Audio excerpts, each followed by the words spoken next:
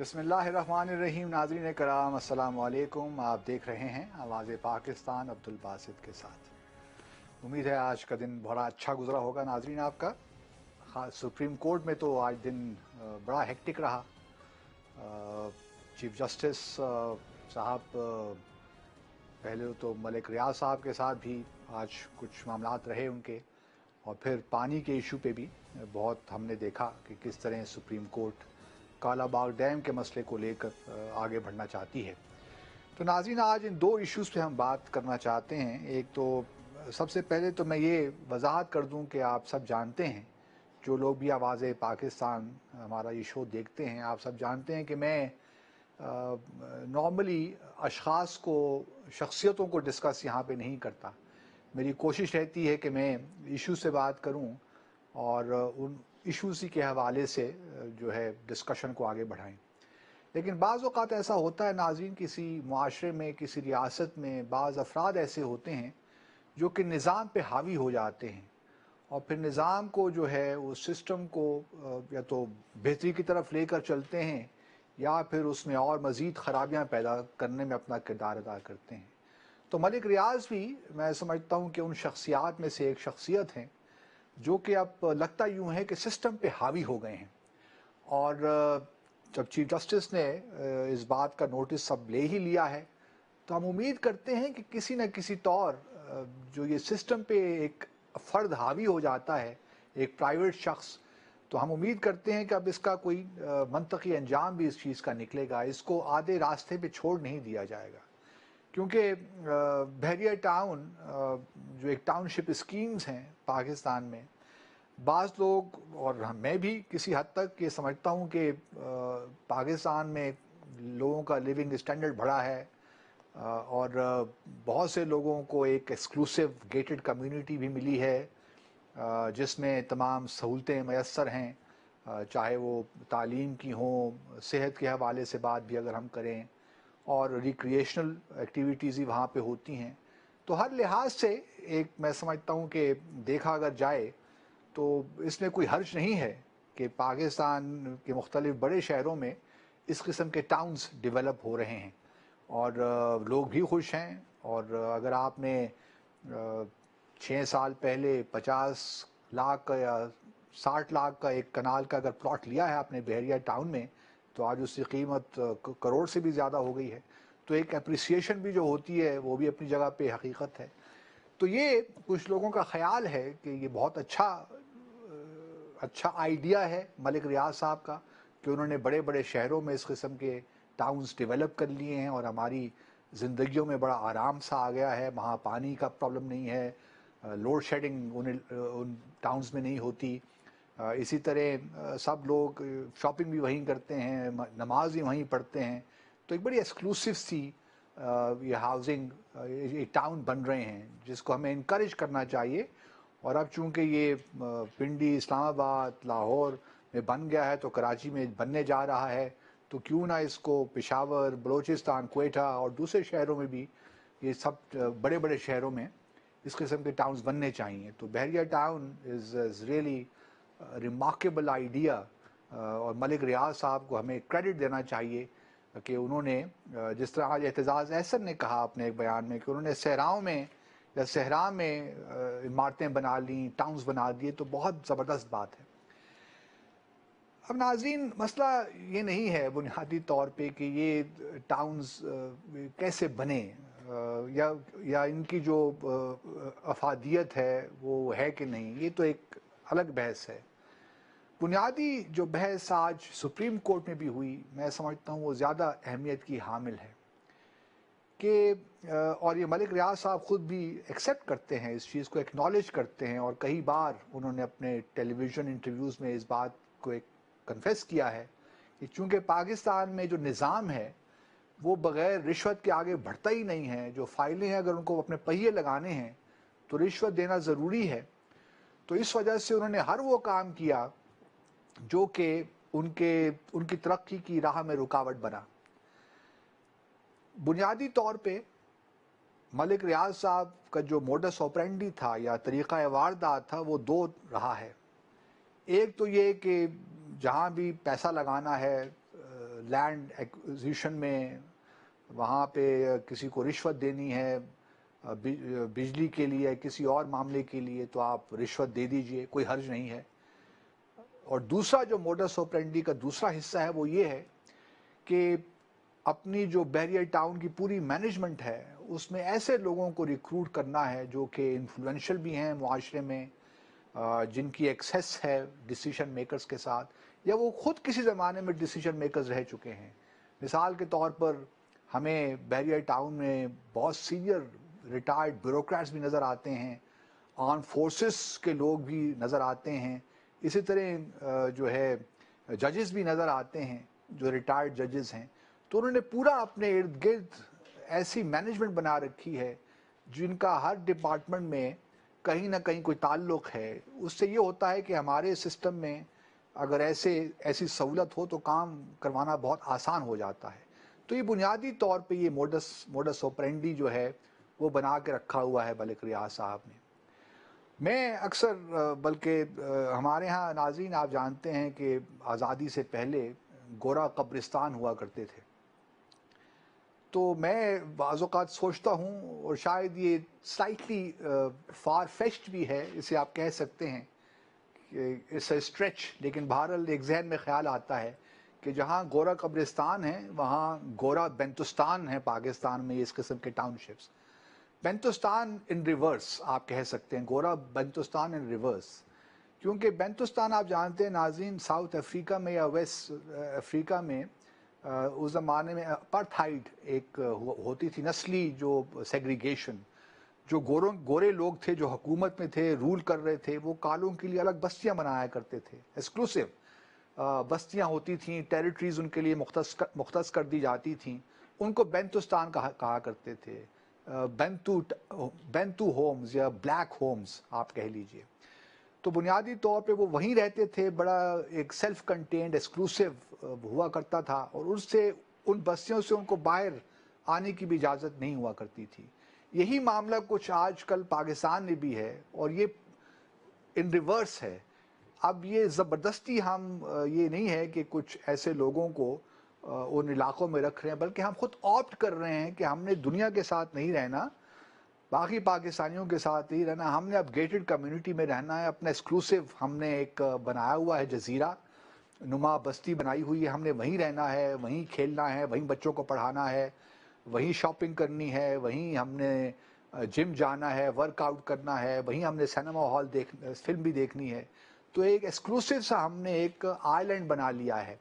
तो ये एक पाकिस्तान में पहले भी बहुत मैं समझता हूँ कि हमारे यहाँ तबक़ाती निज़ाम तो है, लेकिन इन टाउनशिप्स ने इस तबक़ाती निज़ाम को मज़ीद फ़रोग़ दिया है, मजबूत किया है। अब इसका एक सोशल जो है उसकी डायमेंशन भी है, उसकी सोशो इकनॉमिक इम्प्लिकेशंस भी हैं, फिर साइकोलॉजिकल इम्प्लिकेशंस भी नाज़रीन हैं।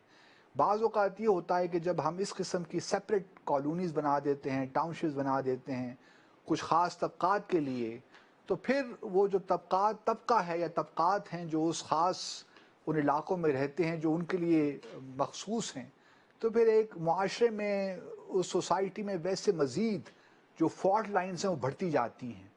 और यही फॉल्ट लाइन्स हम देख रहे हैं कि हमारे मुआशरे में आहिस्ता आहिस्ता री इन्फोर्स होती जा रही हैं। क्या ये अच्छा होता नाज़रीन कि जो हमारे CDA है फॉर दैट मैटर, या कराची डेवलपमेंट अथॉरिटी है, पेशावर डेवलपमेंट अथॉरिटी है, लाहौर डेवलपमेंट अथॉरिटी है, अगर ये मकामी लोगों के लिए वहाँ पे हाउसिंग स्कीम्स लेकर आते, कुछ उनके लोगों का रहने का बंदोबस्त करते। फॉर एग्ज़ाम्पल आप CDA को ले लीजिए, इस्लामाबाद को अब माशाल्लाह बहुत साल गुज़र गए हैं, लेकिन अभी तक हम देख रहे हैं कि जो डेवलपमेंट की जो रफ्तार होनी चाहिए वो नहीं है। इसीलिए प्राइवेट सेक्टर को ये मौका मिलता है कि वो लोगों की मजबूरियों का फ़ायदा उठाए। ये जो बहरिया एनक्लेव इस्लामाबाद में बना है, ये जो बहरिया टाउन, ये defence housing society for that matter, तो इस किस्म की जो चीज़ें हैं वो अब तक़वियत पकड़ रही हैं हमारे मुआशरे में, क्योंकि हमारे जो गवर्नमेंट के इदारे हैं, जो इंस्टीट्यूशंस हैं, उन्होंने अपने मैंडेट के मुताबिक डिलीवर नहीं किया। तो यही वजह है कि जो प्राइवेट सेक्टर के लोग हैं, मलिक रियाज साहब की तरह और भी बहुत से लोग होंगे जो मुख्तलिफ रिहायशी टाउनशिप्स डेवलप कर रहे हैं। तो उन्होंने इस वैक्यूम से, इस खला से फ़ायदा उठाया, और उन्होंने, मैं समझता हूँ कि उनको दाद भी देनी चाहिए कि उन्होंने जहाँ ये मौका देखा, बिज़नेस अपॉर्चुनिटी देखी, तो उन्होंने पूरा भरपूर फ़ायदा उठाया, और फिर जो निज़ाम की कमज़ोरियाँ थीं उससे भी फ़ायदा उठाया। जहाँ उनको मालूम था कि रिश्वत से काम हो सकता है, उन्होंने रिश्वत दी और अपना काम निकलवाया। इसी तरह ही रिटायर्ड अफसरान को, रिटायर्ड जजेस को और तमाम शोबों से लोगों को हायर किया, क्योंकि वो इन्फ्लुएंशियल थे, उनकी एक्सेस थी, तो उन्होंने उनसे ही भरपूर फ़ायदा उठाया। तो ये तमाम चीज़ें जो हैं नाज़रीन, ये हमें हमें सोचना चाहिए, क्योंकि रियासत सिर्फ ये टाउनशिप्स का नाम नहीं है। रियासत में बड़ी डायमेंशंस होती हैं। स्टेट क्राफ्ट में हमेशा कहता हूँ बहुत मुश्किल काम है।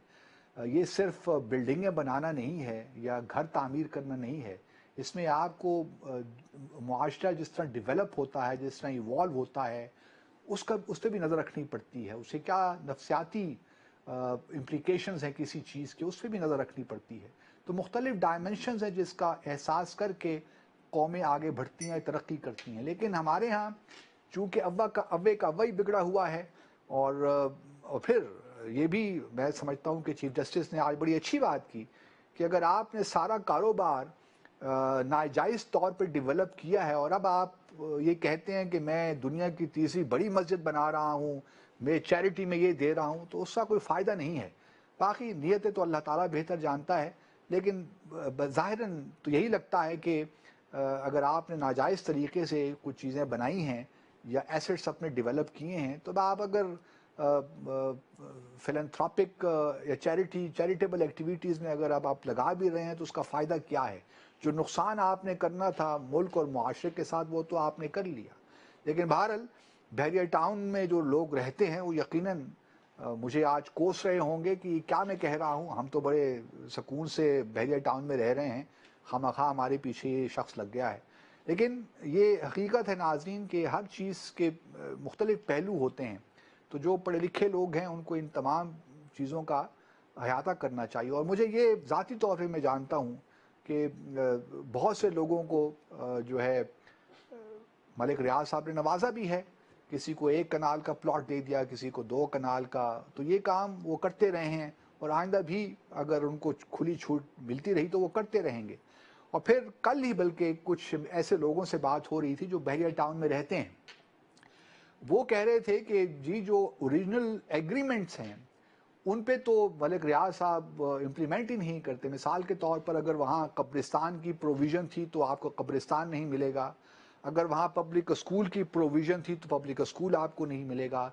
तो जो एग्रीमेंट्स है, जो प्लान है, वो उसको सही मानों में मेनो अन इम्प्लीमेंट नहीं कर पा रहे मलिक रियाज साहब, क्योंकि उसमें भी इकनॉमिक कंसिडरेशंस हैं। अब कब्रिस्तान बना के वहाँ क्या करना है, इतनी ज़मीन ज़ाय करनी है मलिक रियाज साहब ने, तो आप ये तो उनसे तवक्को नहीं रख सकते कि इतनी बड़ी ज़मीन कब्रिस्तान के लिए मुख्तस कर दें बहरिया टाउन के अंदर ही। या फिर पब्लिक स्कूल जिसका कोई फ़ायदा नहीं है, जिससे आम पब्लिक इस्तेफ़ादा करे, वो क्यों कर बहरिया टाउन में इस किस्म का स्कूल बने, क्योंकि वो तो एक एक्सक्लूसिव टाउनशिप है। तो वो सारी चीज़ें जो हैं उनके मिजाज से भी शायद मुताबिकत नहीं रखी। ये भी नाजरीन फिर दूसरी हकीकत एक ये भी है, और चीफ जस्टिस ने भी उस पर एक कमेंट दिया कि जो सियासी असर रसूख मलिक रियाज साहब ने पिछले कुछ दहाइयों से बनाया है, वो भी अपनी जगह एक मैं समझता हूँ कि बड़ी खदशे, एक हमें फ़िक्र की बात है। क्योंकि अगर हमारे जो बिज़नेस टाइकून्स हैं वो सियासत में इस तरह मुदाखलत करें कि हुकूमतें बनाएं, तोड़ें, गठ जोड़ करें, तो ये भी मैं समझता हूँ कि परेशानी की बात है हमारे लिए। और अब क्या किया जाए कि हमारे जो सियासतदान भी हैं वो प्रोफेशनल सियासतदान तो हैं नहीं नाज़रीन, वो ख़ुद भी बिजनेसमैन हैं, कोई इंडस्ट्रियलिस्ट है तो कोई फ्यूडल है। तो ये तमाम जो हैं बिज़नेस इंटरेस्ट जो हैं और जो कॉन्फ्लिक्ट ऑफ इंटरेस्ट है हमारी सियासत में आपको हर कदम पे नज़र आता है। इसलिए जिससे मैंने कल के प्रोग्राम में भी और उसके परसों के प्रोग्राम में भी जिक्र किया कि इंतखाबात के बाद आप अगर ये सोचते हैं कि पाकिस्तान एक नया पाकिस्तान बन जाएगा, या अगर, तो आप मैं शायद समझ नहीं पा रहा कि किस तरह ये होगा। लेकिन ज़्यादा तवक्कुआत मत रखिए। बहरहाल एक प्रोसेस है, چل رہا ہے. ہم امید کرتے ہیں کہ یہ پروسیس زیادہ پرولونگ نہ ہو. یہ کہیں معاملہ جو ہے کہیں جمہوریت جو صحیح معنوں میں وہ جڑیں اپنی پکڑ لے, تاکہ جو انوملیز ہیں, جو ایبریشنز ہیں, ان سے ہم چھٹکارا حاصل پا سکیں. تو ناظرین مختصر سا وقفہ لیتے ہیں, جس سے پروگرام کے آخری حصے میں ہم آپ کی کالز بھی لیتے ہیں. ہمیں کالز کیجئے اور ہمارے ساتھ رہیے.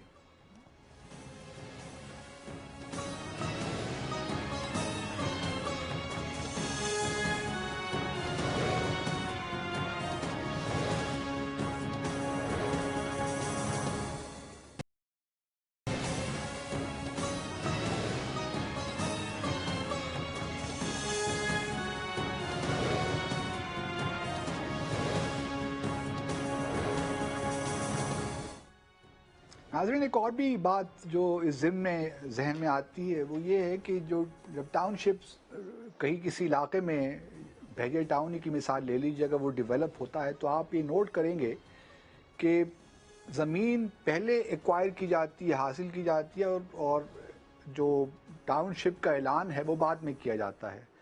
اور یہ اس کو بڑے صیغہ راز میں رکھا جاتا ہے کہ اگر کوئی لینڈ ایکوائر کر رہے ہیں ملک ریاض صاحب, تو اس کو بڑا صیغہ راز میں رکھا جاتا ہے کہ کسی کو پتہ نہ چلے.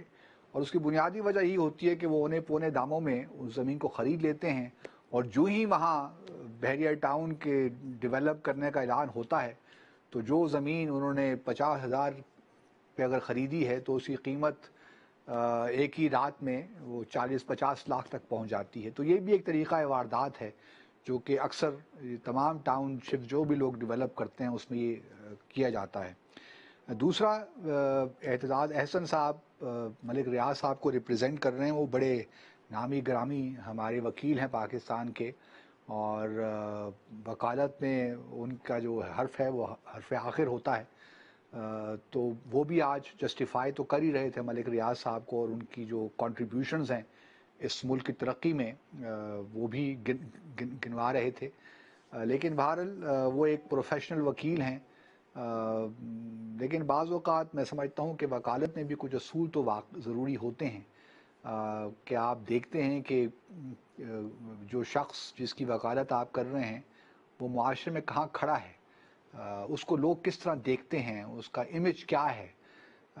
ملک ریاض صاحب نے بہت محنت کی ہے, اس میں کوئی شک نہیں ہے, لیکن محنت کے ساتھ ساتھ جو طریقہ واردات ہے وہ میں سمجھتا ہوں کہ ہمارے معاشرے کو, ہماری ریاست کو انہوں نے کہیں نہ کہیں نقصان پہنچایا ہے, اور بہت سخت نقصان پہنچایا ہے.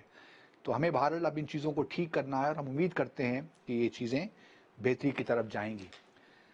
چیف جسٹس صاحب نے آج کالا باغ ڈیم کو لے کر بھی ایک بڑی آج بحث رہی, اور ایک کمیٹی بھی بننے والی ہے, 3 ممبر کمیٹی, جو غور کرے گی کہ کالا باغ ڈیم کس طرح بنایا جائے اور کس طرح, اور اس کو نام انہوں نے دیا ہے پاکستان ڈیم کا, کہ اب کالا باغ ڈیم کو بھول جائیے, اب ایک نئے نام سے ایک ڈیم بنانا چاہیے جس کو ہم پاکستان ڈیم کہیں گے. اور یہ کیونکہ پانی ایک کرائسس میں ہے اس وقت, پانی کی صورتحال پاکستان میں, اگر ہم نے اس کو ایفیکٹولی ڈیل نہیں کیا تو پانی کا کرائسس سنگین سے سنگین تر ہوتا چلا جائے گا. ہم نے کچھ روز پہلے بھی ایک پروگرام کیا تھا ناظرین, اور اس سے پہلے بھی بہت سے پروگرام ہم نے کیے ہیں. جو بنیادی ہمارا کنکلوژن ہے وہ یہ ہے کہ پانی کی کمی نہیں ہے پاکستان میں, پانی کی مس مینجمنٹ ہے. پانی کی کمی اس لیے ناظرین نہیں ہے کہ ہمارا تقریباً اس وقت 170 سے 180 ملین ایکڑ فیٹ کی پانی ہمارے پاس ہے, ہر سال موجود ہوتا ہے. اس میں جو ہمیں دریاؤں سے پانی ملتا ہے, Indus system, river system, Indus water system سے, یا پھر جو ہے بارشوں کا پانی ہے, یا جو زیر زمین پانی ہے, اس کو ملا کر تقریباً 170-180 ملین ایکڑ فیٹ ہے. اس میں سے 90% پانی ناظرین چلا جاتا ہے زراعت میں, اور باقی 10% رہ جاتا ہے دوسرے جو اس کے استعمال میں آتے ہیں, پینے کا پانی ہے, انڈسٹریز میں چلا جاتا ہے, سو آن اینڈ سو فورتھ. بنیادی مسئلہ کالا باغ ڈیم یا پاکستان ڈیم کا بھی میں سمجھتا ہوں کہ اس طرح نہیں ہے.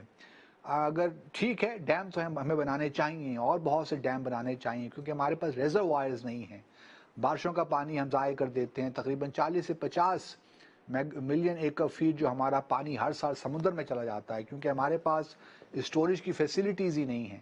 اور پاکستان شاید وہ بدقسمت ملک ہے کہ اتنا پانی ہونے کے باوجود بھی ہمارے پاس صرف 30 دن کا پانی ہم اسٹور کر سکتے ہیں، جبکہ بھارت میں یہ دنوں تقریباً 3 ماہ کا ہے. اسی طرح دوسرے ممالک میں بھی 3 سے 4 ماہ تک کی گنجائش اسٹوریج کی ہوتی ہے. ہمارے ملک میں صرف 1 مہینے کا اسٹوریج کی کیپیسٹی ہمارے پاس ہے. ابھی ہم نے بھاشا ڈیم اگر شروع کر دیا تو تقریباً اس سے ہمیں 6 سے 7 ملین ایکڑ فیٹ مزید ہم پانی اسٹور کر سکیں گے، تو وہ بھی اتنا زیادہ نہیں ہے. جبکہ جس طرح میں نے پہلے عرض کیا 50 ملین ایکڑ فیٹ جو پانی ہمارا وہ سمندر میں چلا جاتا ہے، ضائع کر دیتے ہیں. دوسری جو امپورٹنٹ بات ہے ناظرین، کیونکہ ڈیم بنانا اور اتنے بڑے بڑے ڈیم بنانا تو اس میں 5 سے 10 سال کا عرصہ لگ جائے گا. ہمیں ایکشن ابھی لینا ہے. آپ کو یاد ہوگا کہ آج سے 2 ہفتے پہلے ایک پروگرام کیا تھا، اس میں سیمی کمال صاحبہ ہمارے ساتھ آئی تھیں. انہوں نے بھی بتایا تھا کہ ڈیم تو چلیے آپ بنائیے، بڑا اچھا کام ہے، یہ کرنے والا کام ہے، لیکن بہت سی ایسی چیزیں جو آپ کو ابھی کرنے کی ضرورت ہے، short to medium term. Dam تو ایک لانگ ٹرم پروجیکٹ ہے، لیکن آپ ابھی بھی آپ کو ایسے اقدامات لینے پڑیں گے اور لینے چاہیے جس سے جو واٹر کی شارٹیج ہے، جو مصنوعی شارٹیج ہے میں کہتا ہوں، اس پہ قابو پانے کے لیے بہت ضروری ہے. اور اس میں خاص طور پہ کیونکہ 90% ہمارا پانی چلا جاتا ہے زراعت میں، تو ضرورت وہاں پہ ہے کہ ہم جو ہماری ایگریکلچر ٹیکنیکس ہیں اس کو ہم بدلیں. ہم ڈرپ اریگیشن کی طرف جائیں. جو پانی ہم ضائع کرتے ہیں، جو فصلیں ہم نے لگا رکھی ہیں چاول کی اور گنے کی، وہ پانی بہت زیادہ کنزیوم کرتی ہیں. اب ہمیں اس سے فائدہ کتنا ہوتا ہے یہ بھی دیکھنے کی بات ہے. اگر ہم رائس ایکسپورٹ کرتے ہیں تو کتنا ہم ایکسپورٹ کرتے ہیں، اس سے زیادہ تو ہم پانی پہ خرچ کر دیتے ہیں. یا جو ہمارا اس وقت بلین آف ڈالرز کا پانی ہم ضائع کرتے ہیں اس میں وہ ہو جاتا ہے. تو آیا وہ ورتھ وائل ہے بھی نہیں. اب ہمیں کوئی شفٹ تو نہیں کرنا چاہیے رائس سے چاول یا گنے سے کسی اور طرف تو نہیں جانا چاہیے. یہ بھی غور طلب باتیں ہیں. پھر جو ہمارا کنال سسٹم ہے وہ بھی کافی ضعیف ہو چکا ہے، اس میں لائننگ کی وہاں بہت سیپیج ہوتی ہے. تو یہ اس قسم کے اقدامات جو ہیں وہ جلدی میں کرنے چاہیے، کیونکہ جو پانی ضائع ہوتا ہے اس کو ہم بچا سکیں جس حد تک بچا سکتے ہیں. باقی ڈیم بنانا جس طرح میں نے پہلے ناظرین کہا بہت ضروری ہے، لیکن یہ لانگ ٹرم ہے. آپ یہ بھاشا ڈیم اور پاکستان ڈیم کل نہیں بنا سکتے، اس میں بہت وقت چاہیے. لیکن دوسرے جو میجرز ہیں وہ بھی آپ شارٹ ٹرم میں لے سکتے ہیں، شارٹ ٹو میڈیم ٹرم، تاکہ پانی، کیونکہ 10 سال 15 سال کے بعد تو ہمیں پانی، اگر ہم نے یہ میجرز نہ لیے تو پانی کا تو بہت سیریس کرائسس ڈیولپ ہونے والا ہے. کیونکہ ہماری پاپولیشن ماشاءاللہ 2% کے حساب سے بڑھتی جا رہی ہے. پانی کے ریسورسز وہی ہیں. انڈر گراؤنڈ جو زیر زمین پانی ہے 50 ملین ایکڑ فیٹ جو ہمیں میسر ہے، وہ بھی اس کا بھی نیچے سے نیچے ہو رہا ہے واٹر ٹیبل جو ہے. اسی طرح ایکوفر سسٹمز جو ہیں وہ بھی خراب ہو رہے ہیں، جو ریچارج کرتے ہیں پینے کے پانی کو، زیر زمین پینے پانی کو بھی. بلوچستان میں آپ گوادر کو لے لیجئے، جتنا بھی آپ نیچے جائیں پانی آپ کو ملتا ہی نہیں ہے. تو اسی طرح یہ جو ہم پہلے ذکر کر رہے تھے ناظرین، یہ جو ٹاؤن شپس جو ملک ریاض صاحب بنا رہے ہیں، یہ کراچی میں پانی جتنا نیچے جا رہے ہیں وہ پانی وہیں سے لے رہے ہیں، اور تو کوئی ان کو KDA تو پانی میس نہیں سپلائی کر رہی. تو وہ بھی ایک بہت بڑا مسئلہ ہے کہ جو ٹاؤن شپس جو بن رہی ہیں یہ بھی بورنگ کر کے پانی نکالتی ہیں، زیر زمین پانی نکالتی ہیں.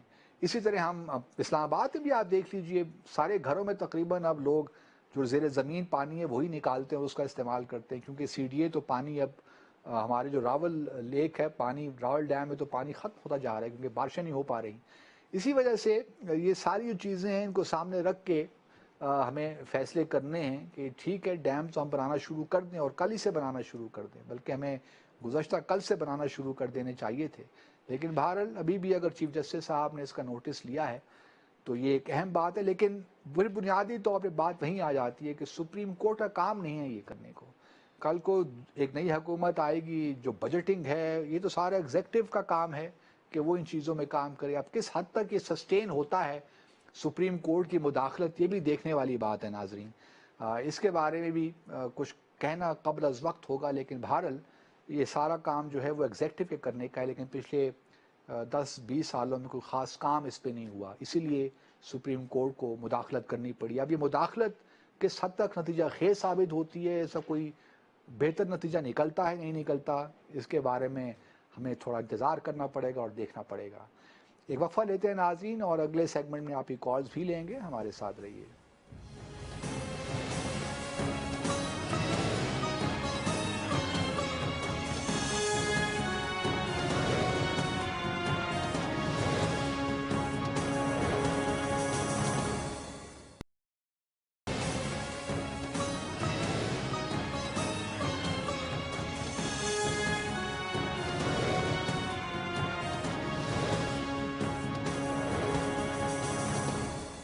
नाज़रीन, पानी के मसले को लेकर एक परवीन शाकिर का एक शेर भी याद आता है कि कुछ फैसला तो हो कि किधर जाना चाहिए, कुछ फैसला तो हो कि किधर जाना चाहिए, पानी को अब तो सर से गुजर जाना चाहिए। तो फैसले हो जाने चाहिए कि पानी का मसला हमने किस तरह हल करना है। दूसरी तरफ नाज़रीन, आज जो एक और बड़ी इंटरेस्टिंग डेवलपमेंट हुई है कि हमारे जो नेशनल सिक्योरिटी एडवाइज़र हैं lieutenant general retired Nasir Khan Janjua साहब ने इस्तीफ़ा दे दिया। हालांकि इस्तीफ़ा तो पहले ही दे देना चाहिए था जब यह हुकूमत ख़त्म हुई, लेकिन बहरहाल देर आयत दुरुस्त आयत। लेकिन शायद मैं सोचता हूँ कि उन्होंने ये भी सोचा होगा कि एक महीने से बेहतर है, क्योंकि अब एक महीना रह गया केयर टेकर गवर्नमेंट को, तो क्यों ना अभी से इस्तीफ़ा देकर अगले 5 साल अपने मैं उसकी हिफाजत करूँ, 5 साल अपने जो है वो उसको मैं यकीनी बनाऊँ। तो ये भी एक शायद उनके जहन में ये बात होगी कि अभी इस्तीफ़ा दे देते हैं, और क्योंकि केयर टेकर सेटअप में अगर मैं रहा तो शायद अगली हुकूमत मुझे दोबारा नेशनल सिक्योरिटी एडवाइज़र न बनाए। तो बहरहाल ये भी कंसिडरेशन हो सकती है, वल्लाहु आलम बिस्सवाब, मैं जानता नहीं हूँ लेकिन मेरा ख्याल है। हमारे साथ एक कॉलर हैं इस्लामाबाद से, कौन साहब बोल रहे हैं? जी अस्सलाम वालेकुम, फकीर हुसैन शेखी बोल रहा हूँ जी वालेकुम अस्सलाम। फ़कीर साहब, क्या कहना चाहते हैं आप? जी। पहली बात तो ये है कि जी आपकी बड़ी ज़रा आवाज़ मुझे बिल्कुल नहीं आ रही। जी मेरे पास हेलो। तो क्लियर आ रही है। जी जी, फरमाइए, अब आ रही है आवाज़, फरमाइए। जी मैं ये कहना चाहता हूँ कि ये जो मुल्क, जिस मुल्क को हमने बड़ी मुश्किल से हमारे बुजुर्गों ने हासिल किया है, इस मुल्क के साथ कोई भी इंसाफ नहीं करना चाहता। कोई पॉलिटिशियन उसको अगर उसके कागजात नामजदगी मुस्तरद हो जाते हैं और वो कहता है जनाब मैं सच्चा हूँ, मैं ही मुंसफ हूँ, मैं ही जज हूँ, मेरे मुताबिक फैसला होना चाहिए। ठीक है, एक बात ये, यानी हमारे मुल्क की रूल्स जितने हैं वो सारे करप्शन में चले गए हैं। कोई बंदा इस बात को तस्लीम ही नहीं करना चाहता कि जो मैं कर रहा हूँ वो ठीक है, बाकी सब लोग गलत है। चाहे कोई एफडीन केस में चला जाए, कोई अरबों रुपए की जायदाद बना दे, वो कहता है मेरा 3 करोड़ रुपए का घर है। मुझे बताएं, 3 करोड़ का घर तो आजकल देहातों में भी नहीं है। एक बात। दूसरी बात, जो पानी का क्राइसिस है, इतना बड़ा क्राइसिस पाकिस्तान में आने जा रहा है। जैसे अभी मैं आपका प्रोग्राम बड़ी देर से देख रहा हूँ। पाकिस्तान में जो ये क्राइसिस पानी का आने जा रहा है, ये मैंने और आपने अपने लेवल पे भी फाइट करना है, नेशनल लेवल पे भी हमने फाइट करना है।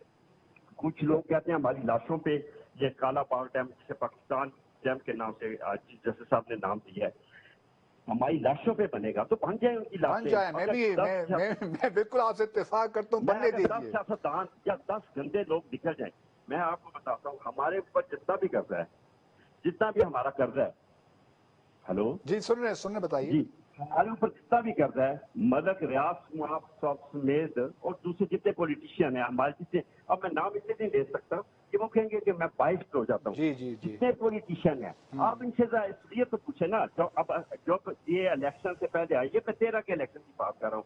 13 से पहले इलेक्शन में ये मतलब थोड़ों पे काम करते थे, वो आज वो बिलीनियर बन गए हैं। आप बस यही। मेट्रो को उठा के देखें, इसमें मेट्रो में क्या हुआ है, जी इसमें हाँ। रोडों में क्या हुआ है, हमारी मुल्क की, हमारी आने वाली नस्लों को चले उनके एहसास फकीर साहब, एक बात तो ये अच्छी हो गई ना कि पनामा लीक्स ने, ये भी अल्लाह ताला की तरफ से एक चीज़ आई जिसकी वजह से अभी थोड़ा बहुत अकाउंटेबिलिटी का प्रोसेस शुरू हुआ है। तो हम उम्मीद करते हैं कि अब ये जो प्रोसेस शुरू हुआ है तो ब्रॉडन होगा, ये इसके नेट में तमाम लोग आएंगे ताकि अक्रॉस द बोर्ड अकाउंटेबिलिटी का प्रोसेस शुरू हो जाए। लेकिन साथ साथ हम ये भी रिक्वेस्ट करते हैं कि खुदारा पनामा का जो इस वक्त चल रहा है मामला, इसको आप कंक्लूड कर दीजिए जितनी जल्द हो। जितना आप इसको ड्रैग कर रहे हैं, लोगों के शक व शुबहात बढ़ रहे हैं कि शायद जो इन्फ्लुएंशियल लोग हैं, पॉलिटिशियंस हैं, जिनके पास बेशुमार पैसा है, उनको हम जेल की सलाखों में पीछे नहीं डाल सकते। तो ये भी जो है, जो एक किस्म का शकूक व शुबहात जन्म ले रहे हैं, इनको भी سپریم کورٹ کا بھی فرض ہے کہ اب ان کو بھی ختم کر دیں اور پاناما کا جو بھی فیصلہ آنا ہے اس کو جلدی کر دیجیے. ایک اور کالر ہے ہمارے ساتھ. کون سا؟ ہیلو. السلام علیکم. جی وعلیکم السلام. کون صاحب بول رہے ہیں؟ السلام علیکم سر. جی وعلیکم السلام. کون صاحب؟ جی سر انیس بول رہا ہوں. کیا حال ہے؟ ٹھیک ہے جی انیس صاحب کیسے مزاج ہیں آپ کے؟ کیا کہنا چاہتے ہیں آپ؟ سر ایک دو عرض کرنی ہے آپ کا. پروگرام ماشاءاللہ بہت انفارمیٹیو بھی ہے اور اس وقت کے لحاظ سے ضرورت بھی اسی طرح کے پروگرام کی ہے بہت شکریہ. تاکہ ہماری آنے والی نسلیں جو ہیں وہ کم از کم ان کو ہم ایک سیف پاکستان دے کے جائیں. بہت شکریہ آپ کا. تو اس لحاظ سے سر میں آپ کو بھی اپریشیٹ کرتا ہوں. دوسرا سر جو آپ نے ایک تو ڈیم چاہے کچھ بھی ہو جائے ڈیم ہر حال میں بننا چاہیے. بالکل بالکل. کوئی بھی ہو بنائے, چاہے وہ چیف جسٹس صاحب بنائیں یا چاہے آنے والی گورنمنٹ ہے وہ بنائے, لیکن ڈیم ہماری ارجنٹ ضرورت ہے. اس کے علاوہ جو سب سے اہم چیز میرے حساب سے وہ ہے کرپشن. ہمارا ملک کہتے ہیں کہ بالکل کانوں کان ڈوبا ہوا ہے کرپشن میں. اس کے لیے جب تک ہم کام نہیں کریں گے کبھی بھی ہم نہیں کچھ کر سکتے.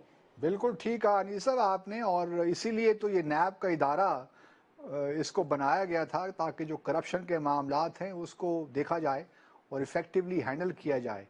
اور لیکن بہرحال نیب نے بھی اپنا کام ماضی میں ہم نے دیکھا کہ خاص کو اتنا ایفیشینٹلی نہیں کیا, جس کی وجہ سے جو ان کا ایک پلی بارگین کا جو معاملہ تھا کہ اگر آپ نے 10 ارب روپے کی کرپشن کی ہے تو آپ 50 کروڑ دے دیجئے اور باقی جو ہے 9.5 ارب اپنے پاس رکھ لیجئے, تو آپ ہمارے لیے کوئی مسئلہ نہیں ہے.